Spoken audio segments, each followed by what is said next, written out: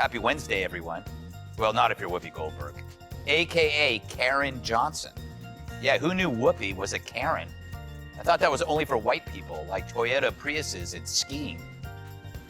Roll it, Francis. And welcome to The View. You all saw the news. Whoopi will be back here in 2 weeks. Okay?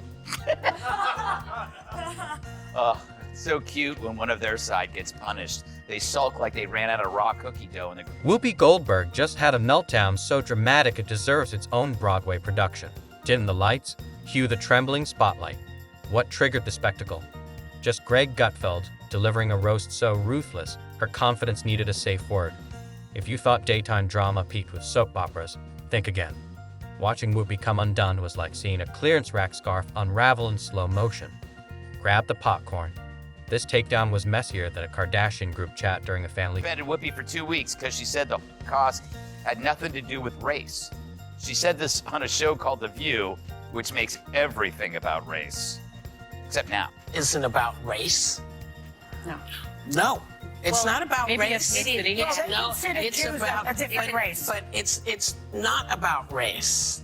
It's not about race. What is it about? Because it's about man's inhumanity to man. Yeah, that's heroically stupid. Whoopi Goldberg just had a meltdown so unhinged, it made a toddler tantrum look like a Zen retreat. 1 minute she was preaching from her fox leather pulpit on The View, and the next she was unraveling faster than a dollar store umbrella in a hurricane. The trigger? None other than Greg Gutfeld, the snarky Fox News gremlin who lobs sarcasm like it's napalm at a fireworks factory. Yesterday on The View, otherwise known as Hell's DMV, Whoopi Goldberg asked how much different are the values of the Trump administration from the fan.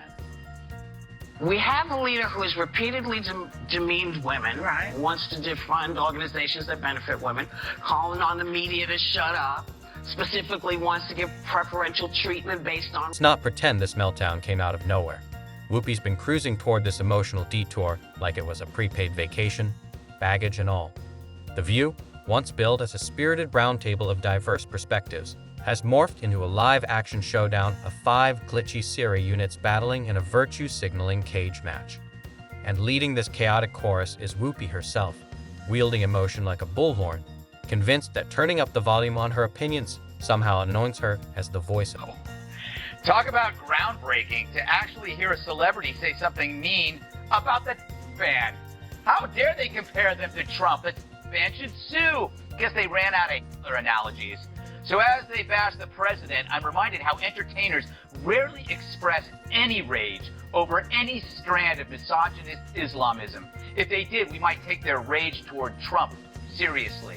A reminder that fans throw acid in girls' faces for going to... Now picture the chaos when Greg Gutfeld, sporting his signature smirk and wielding a satire cannon set to maximum, finally fired back.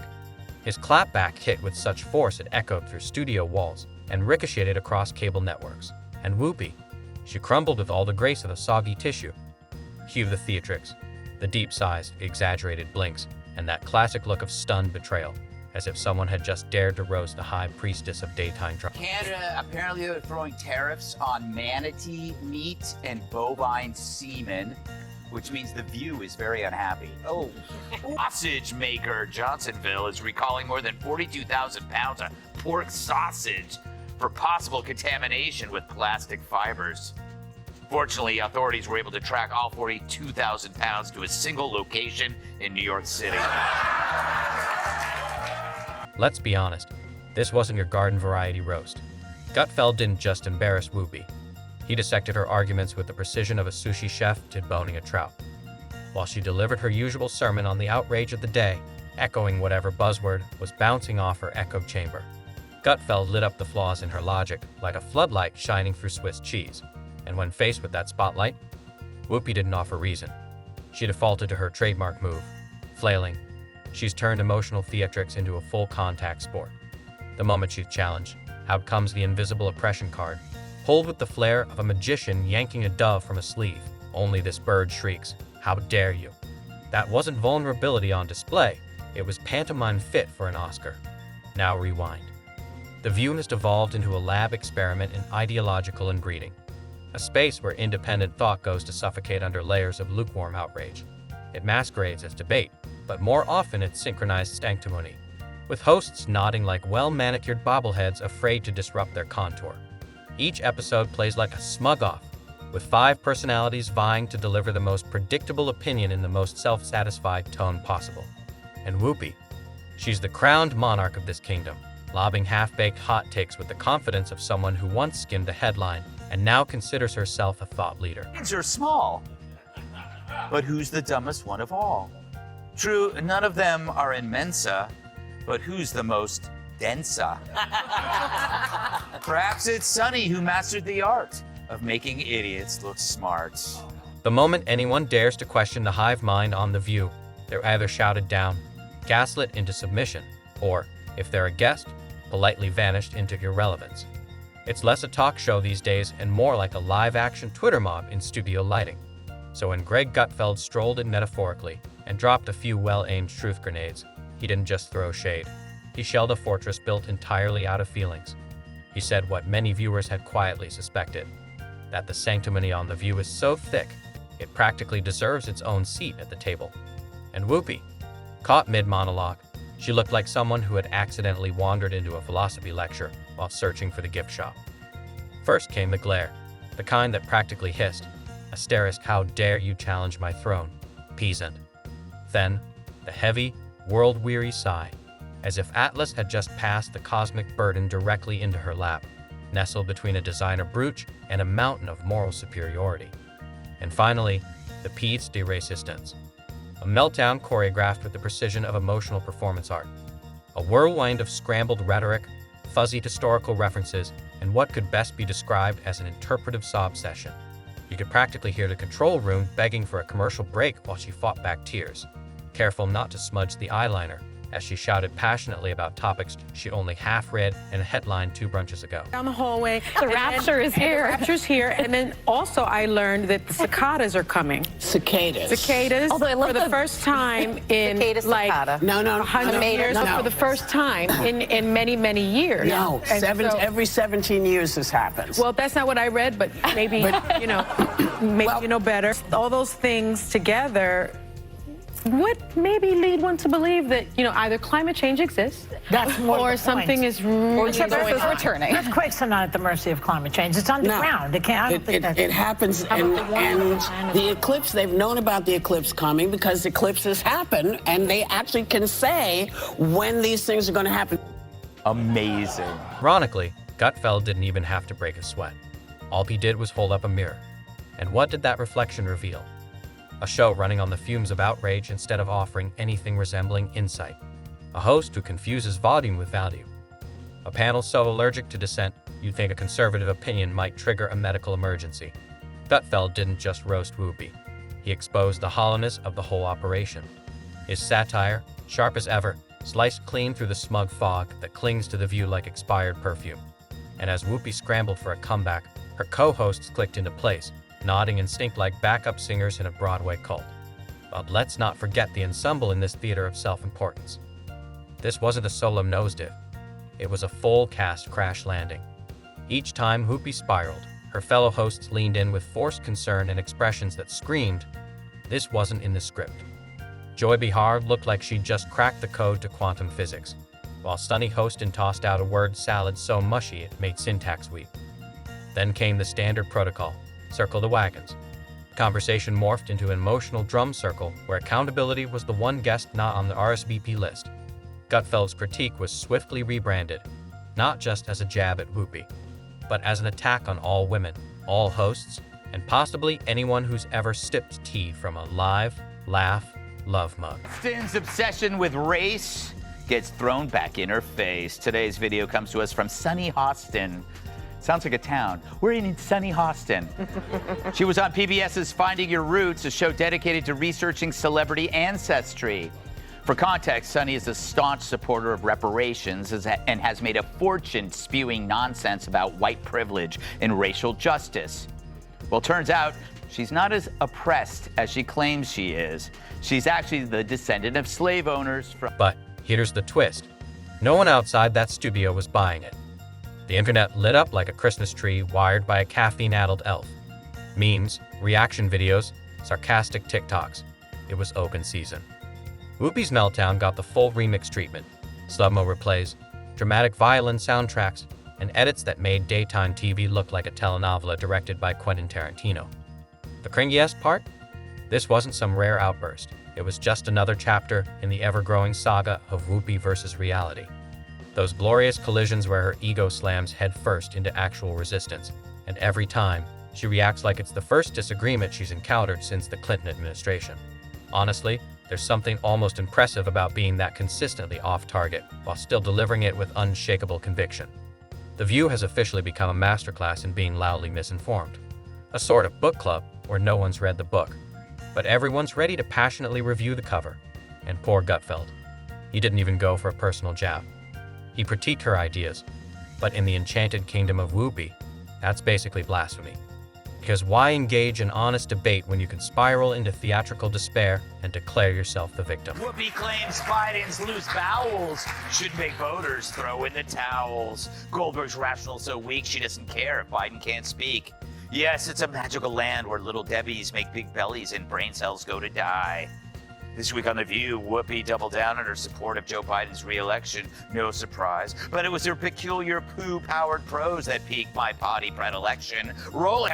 If he's his pants, I don't care if he can't put a sentence together. Meanwhile, Gutfeld walked away from the whole ordeal like a guy who just won an argument with his GPS, cool, collected, and without the need to say, "I told you so." No victory lap, no chest thumping. Just a smirk, a sharp punchline, and a smooth retreat to whatever dry-witted lair he calls home when he's not setting fire to televised hypocrisy. And that quiet exit, it made the meltdown sting even more. Whoopi showed up to a battle of logic armed with fireworks and feelings, and lost in spectacular fashion. While she tried to reshape reality with dramatic pauses and a furrowed brow, Gutfeld stayed grounded, wielding the most dangerous tool in media, common sense. By the time the dust settled, Whoopi wasn't firing back with singers. She was just blinking, as if someone had handed her a fact for the first time in years. A tragic arc, really. But fear not, by the next episode, the reset button had been aggressively slammed. Gone was the dazed look, replaced with the usual cocktail of righteous outrage and a monologue equating basic disagreement with moral collapse. That's The View in a nutshell. Less a forum for growth, more an emotional carousal, spinning in place while calling it intellectual discourse. So what's the takeaway from this televised melodrama? That even the loudest, most self-assured voices can be knocked flat by the quiet breeze of honest criticism. Doesn't care if he his pants, and in fact, she'll stand right behind him. Not only does she have a terrible case of Trump derangement, she also has no sense of smell or a really weird fetish. And I'm not one to kink shame, to each his own. I guess you just got tired of Joy's crap.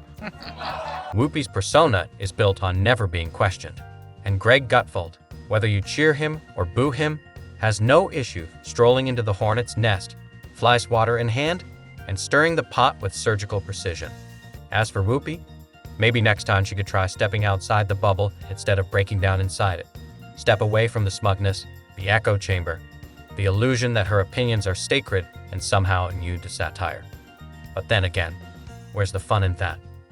Without The View and its endless parade of performative cluelessness, where else would the rest of us go to feel better about our ability to string together a coherent sentence? So, thank you, Whoopi, for the laughs. Even your meltdowns are pure comedy gold. While you're out here delivering emotional TED talks with the urgency of someone who just discovered Wikipedia, Gutfeld's doing the unthinkable, telling jokes. Imagine that, humor and political commentary. Groundbreaking stuff, while The View drowns in a sea of sanctimony and off-key screeching, like a flock of caffeinated parrots caught in a wind tunnel. Gutfeld's over on Fox, cracking wise in what amounts to a nightly stand-up set disguised as news. And here's the kicker. He actually makes more sense. His secret weapon. Laughter. Not the canned, on-cue variety, but the kind that sneaks up on you and makes you snort mid-step. The kind you can't fake, even if you're parked in a Fox leather armchair reading from a teleprompter stacked with talking points. These studies are married white women, and they do fall in line with what their husbands are doing. People have to wonder, where does Sunny Hostin get her opinions? Yeah. Like you said, it's obviously from her husband. She has to tell her what to say in The View, because without it, she's got nothing up there.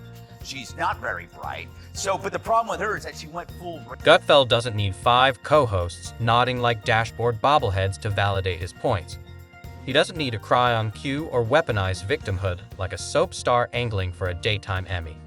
Instead, he cuts through hypocrisy with one-liners sharper than Joy Behar's haircut, and they hit home because, when wielded right, humor doesn't just make truth palatable, it makes it irresistible. Meanwhile, The View treats every dissenting opinion like it's an existential threat. Disagree with them, and suddenly you're the villain in a low-budget Netflix documentary. They're not engaging in meaningful discussion. They're chasing clapter, that unholy mix of applause and smug self-congratulation that erupts every time someone courageously declares, "I don't like Trump." Wow, so brave.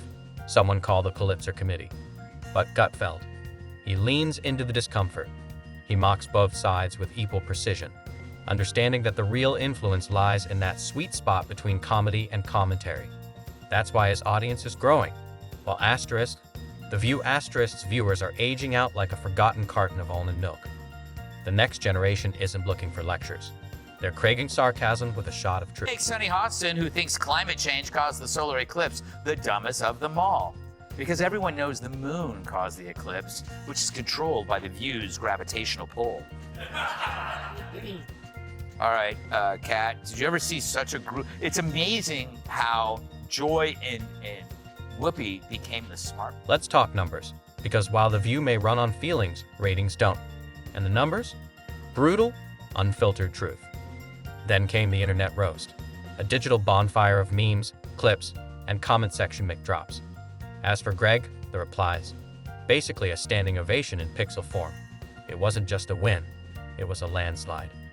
Meanwhile, Whoopi clutched her pearls, bracing for sympathy, while Greg casually secured the comedy crown, mic in hand, no apologies in sight. And just like that, the empire of ego tried to strike back. But no one was buying it. Naturally, the rest of the View indignation squad followed the script. Sunny Hostin deployed her signature passive-aggressive eye roll, the kind that could curdle milk at 50 paces. Ana Navarro let out a series of dramatic gasps like she was auditioning for a telenovela, and Joy Behar. She blinked, muttered something vaguely bitter, and returned to her default setting, mildly annoyed and permanently unimpressed. They'll recover eventually, but before they do, let's raise a sarcastic toast in their honor. Because without The View, we never get to see what happens when unchecked privilege, blind confidence, and delusion collide into a daily talk show. Their accidental comedy is a gift, unscripted, unfiltered, and powered entirely by hubris. And Whoopi? If her ego inflates any further, it'll unionize, apply for a STAG card, and host the show solo. But here's to them, our high priestesses of the mid-morning meltdown. Keep the monologues coming. We need the laughs.